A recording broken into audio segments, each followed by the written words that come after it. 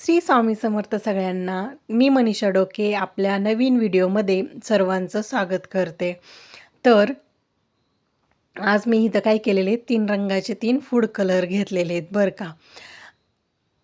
तर हे powder colour आहेत आणि ते जास्तही नाही, अगदी चिमटच घेतलेले आहेत आणि त्यामध्ये त्या रंगानुसार अगदी बेताचंच पाणी घालायचं आहे बरं का.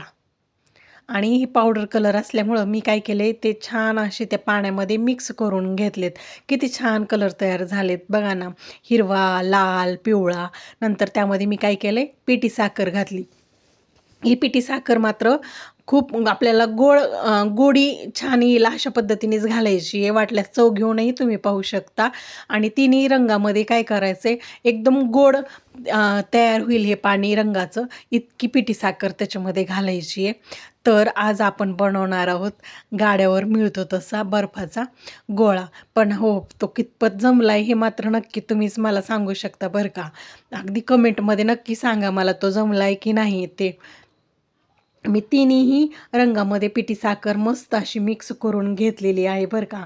आणि ती म्हणजे गोड, एकदम गोड असे ते कलर तयार करून घेतलेले आहेत मी.